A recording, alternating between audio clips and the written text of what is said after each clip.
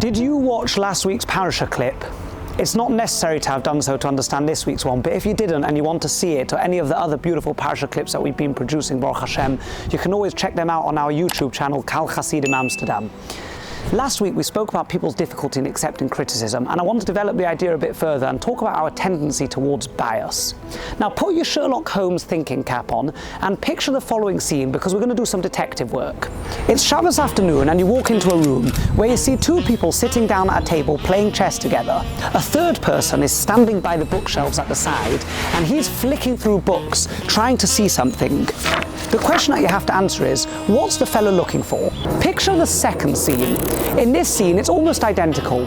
Two people this time are standing there near the chess set at the bookshelves, and they too are whipping through pages of books trying to look for something on Hilchos Shabbos. The question you have to ask yourself is, what do they want to find out?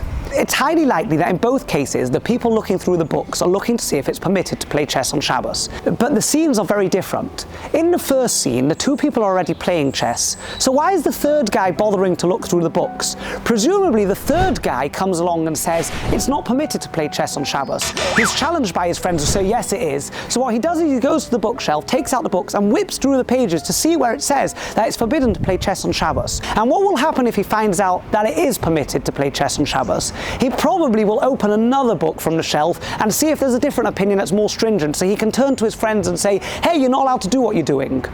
In the second scene, it's the two people who are about to play chess who are looking through the books.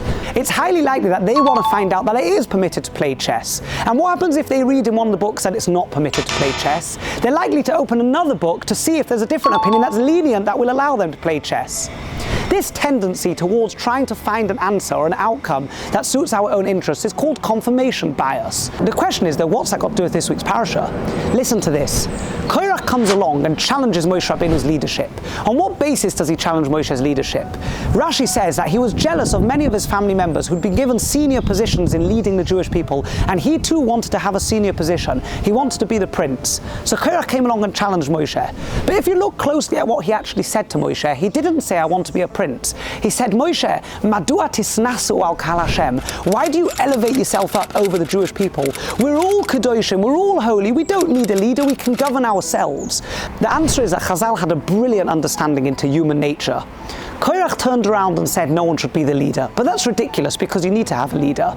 It must be that Korach was motivated when knocking Moshe Rabbeinu's leadership by his own self-interest. So even though he didn't explicitly say it, Chazal understood that he must have had at heart only his own interest, because that would give him the bias that he needed to knock down Moshe Rabbeinu's leadership. And so he was able to pretend that it was nothing to do with himself, but in truth, it was because of him. But the Torah shines a powerful beacon of light on human nature and teaches us how to be aware, how to grow and how to change.